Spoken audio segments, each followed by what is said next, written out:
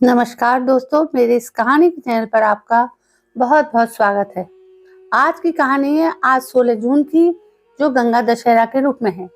गंगा दशहरा के दिन स्नान दान करने का विशेष महत्व है।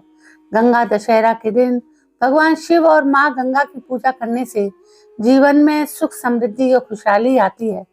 गंगा नदी में स्नान के लिए ब्रह्म मुहूर्त सबसे उत्तम माना गया है। इस दिन सुबह 4:03 से लेकर 4:45 तक पूजा का स्नान दान का शुभ मुहूर्त बना रहा है।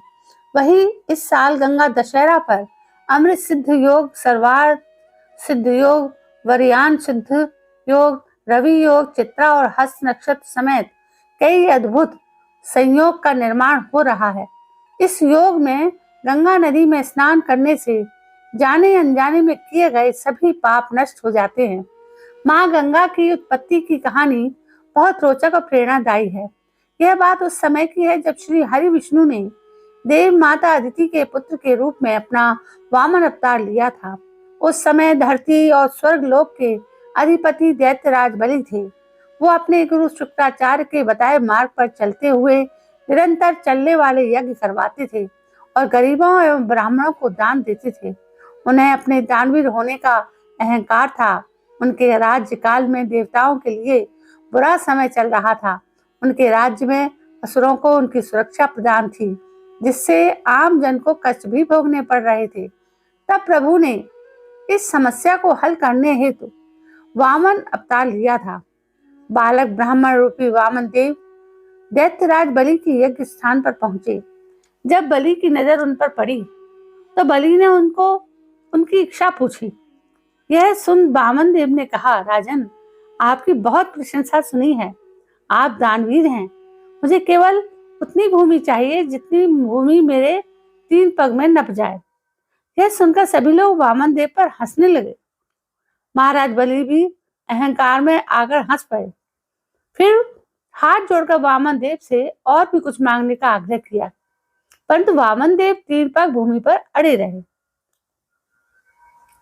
ब्राह्मण बालक से महाराज बलि ने कहा, दान के लिए आश्वस्त कर मैं पीछे नहीं हटूंगा। आखिर मैं दानवीर हूं। ऐसा तो आपने भी कहा है। मैं आपको आपकी नापी हुई 3 पग भूमि दान करने का संकल्प लेता हूं। जैसे ही राजा ने संकल्प दिया, वैसे ही वामन देव ने विराट रूप धरा। लोग भयभीत होकर इधर उधर भागने लगे। वामन देव ने एक पग में धरती और दूसरे पग में आकाश को नाप दिया और तीसरे पग के लिए अपने पैर उठाए और बाली की ओर देखा। तभी बाली ने हाथ जोड़कर अपने घुटनों पर बैठकर कहा, हे प्रभु, तीसरे पग में मैं आप मुझे नाप लें और मुझ पर भी स्वामित्व स्थापित कर लें। यह रहा मेरा मस्तक आपकी सेवा में। आप मेरे मस्तक पर पग धरें। जब प्रभु आकाश को नाप रहे थे, तभी उनके पैर का अंगूठा ब्रह्मांड में टकराया और वहीं से दिव्य जल बहने लगा।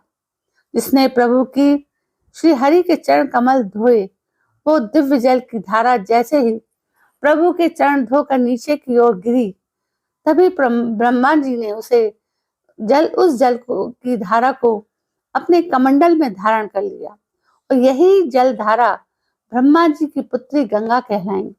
ये जल धारा श्री हरि विष्णु के पैर यानी पद से टकराकर निकली, इसलिए देवी गंगा का विष्णुपदी भी कहते हैं।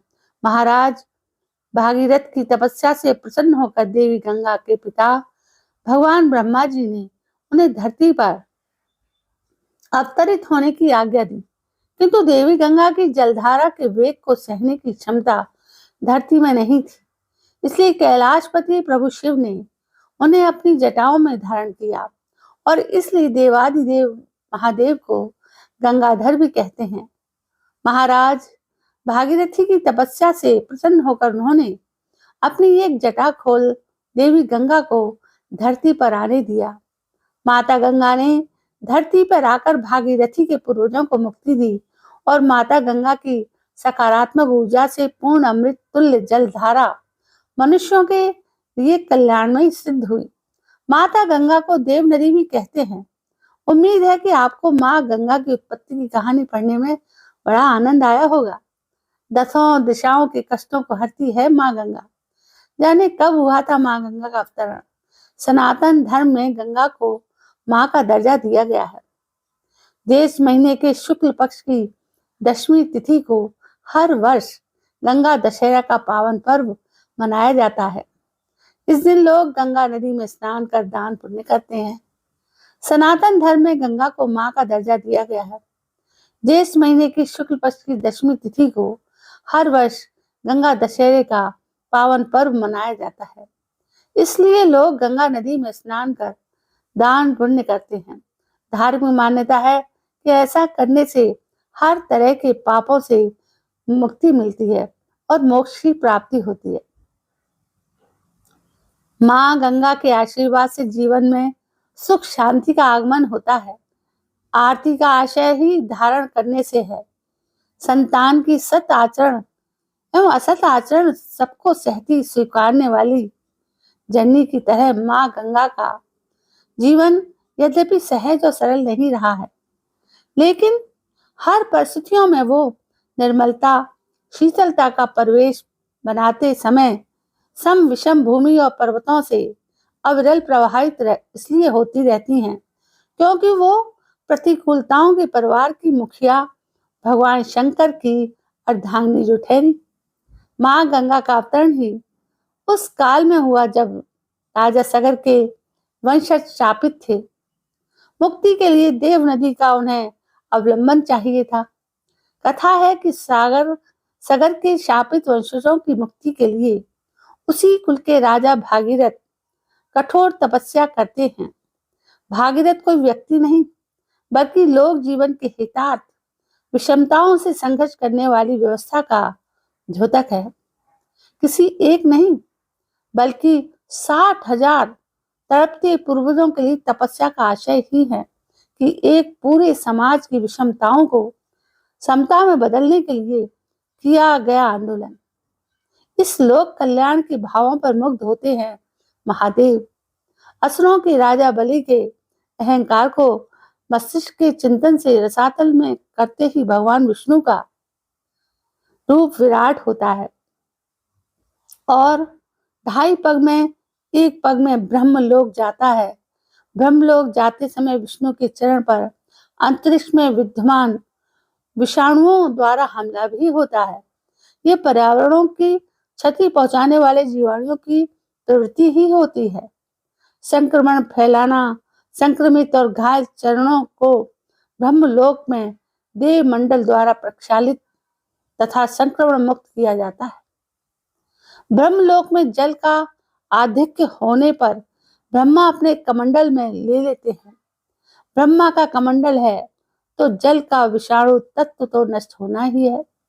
इस तरह माँ गंगा का अस्तित्व ब्रह्मलोक में ही विषमताओं को दूर करने से ही होता है। यही एक विषमता नहीं बल्कि उन्हें महादेव के कोप की विषमता झेलनी पड़ी। भागीरथ की तपस्या पर गंगा को पृथ्वी पर आने का आदेश होता है। वो आना इसलिए नहीं चाहती कि पृथ्वी पर गंगा में विषैले मन और तन के साथ अन्याय प्रदूषणों को उन्हें झेलना होगा। इनकार कर दिया और स्पष्ट किया कि पृथ्वी पर यदि गईं तो हाहाकार मचा देंगी। इस पर उन्हें भागीरथ पर रीझे महादेव के क्रोध की तपश झेलनी पड़ी। शिव जी ने गंगा को क्यों जटाओं में रखा? शिव तांडव स्रोत के अनुसार शिव की जटाओं में गंगा अग्नि ज्वाला की तरह धक धक धक कर रही हैं, क्रोध की आग की तरह निकल रही हैं। शिव ने गंगा को अपनी जटाओं में उलझा लिया और भागीरथ के साथ जाने की आज्ञा दी। यह दिन भी प्रतिकूलताओं वाला था। ज्येष्ठ माह की तपिश का दिन, शुक्ल पक्ष की 10वीं, जल के त्राही त्राही का वक्त, लेकिन वो दिन था मंगलवार, यानी पृथ्वी पर मंगल करने के लिए विष्णु के 2.5 पग के एवज में गंगोत्री से गंगा सागर तक 2,500 किलोमीटर तक यात्रा के संकल्प का दिन, जिसे माँ गंगा स्वीकार करती है। माँ गंगा ने शिव की जटा से निकलने के पूर्व सहस्त्रों ऋषियों के साथ भागीरथ को देखती हैं तो वे निश्चिंत भी होती हैं कि नेतृत्व के चिंतन में पवित्रता रहे तो किसी भी प्रदूषण को वो अपनी अविरलता से दूर कर लेंगी। एक कथा देवी पुराण की यह भी है कि भगवान शंकर के विवाह में अनेक विसंगतियां आई। विवाह की जानकारी देने शंकर जी विष्णु जी के पास गए तो भगवान विष्णु ने वातावरण को सरस बनाने के लिए कुछ गीत संगीत सुनाने के लिए कहा। इस पर शंकर जी ने गीत गाना शुरू किया। तब विष्णु जी आनंद में इतने द्रवीभूत हो गए कि बैकुंठ में जल प्लावन होने लगा, जिसे ब्रह्मा ने अपने कमंडल में एकत्रित कर लिया। कथा से स्पष्ट है कि तनाव के दौर में संगीत की माधुर्य की योजना आवश्यक है। मन प्रसन्न होता है तो तन का कष्ट झेलने की सामर्थ्य पैदा होती है। शरीर के रसायन एवं हार्मोन्स अनुकूल होते हैं। अगर वास्तविकता देखी जाए तो धरती प्रसन्नता और विषमताओं दोनों की धरती है। सतयुग में विष्णु नारद के श्राप से ग्रसित होते हैं तो त्रेता में श्री राम अपनी माता की कुटिल नीति से कष्ट पाते हैं और द्वापर में श्री कृष्ण की बाल्यावस्था में मामा कंस को चुनौती देने और आगे चलकर कुरुक्षेत्र में आपसी परिजनों के महाभारत में मार काट कराने के लिए केंद्रीकृत भूमिका के निर्वहन को भी दर्शाती है। यह तो तय है कि जीवन द्वंद्व भरा है।